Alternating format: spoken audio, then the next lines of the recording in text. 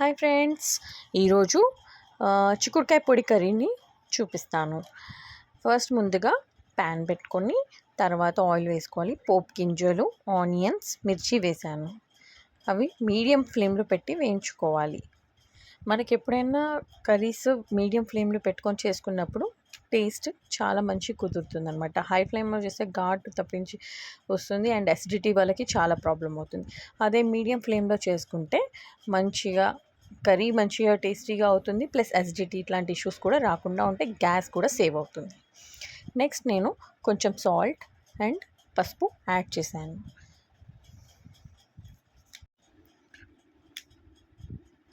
స్లోగా ఫ్రై అవ్వనివ్వాలి. తర్వాత కొంచెం గార్లిక్ జింజర్ పేస్ట్ వేసాను.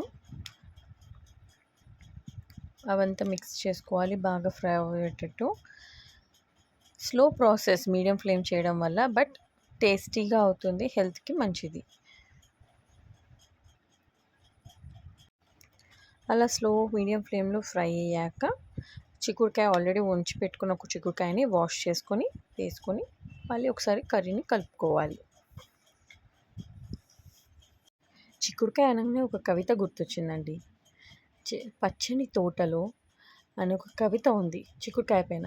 మీరు విన్నారు ఎవరైనా? పచ్చని తీగపై ముచ్చటైన చిక్కుడు, కొమ్మ కొమ్మకు వేలాడే ముద్దుల మూట, వంటల వేస్తే రుచుల విందు, ఆరగించే వారికి అదొక పండుగ. ఇప్పుడు చిక్కుడుకాయ కొంచెం వేగాక మనం కారపొడి వేసుకోవాలి పైకెళ్ళి. నేను ఎప్పుడైనా కర్రీస్లో ఫస్ట్ కొంచెం వెజిటేబుల్స్ వేగాకనే కారపొడి వేస్తాను. ఘాటు రాకుండా ఉంటుంది. మనకు తాలింపు వేసేటంటే ఘాటు వస్తుంది.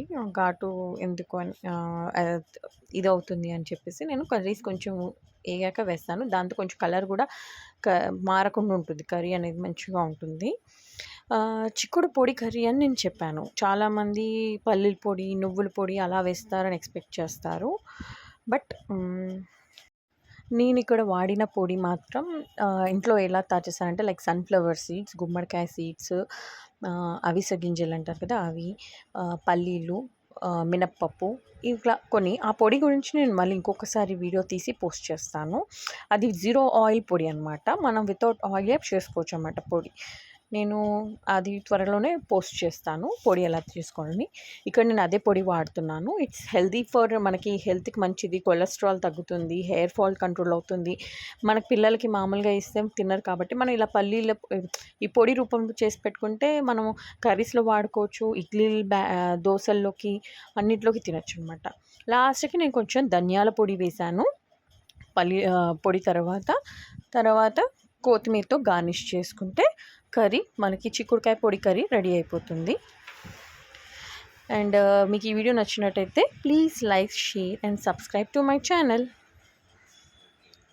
డైలీ ఒక మంచి వెరైటీ ఇలానే డిఫరెంట్ కర్రీస్, హెల్దీ ఫుడ్స్తో మీ ముందుకు వస్తాను. నాకు ఈ వీడియో మీకు బాగా నచ్చినట్టయితే please like, share and subscribe. అందరికీ కర్రీ కొంచెం డిఫరెంట్గా నచ్చిందని నేను హోప్ చేస్తున్నాను. మీకు పొడి గురించి మాత్రం నేను నెక్స్ట్ వీడియోలో పెడతాను.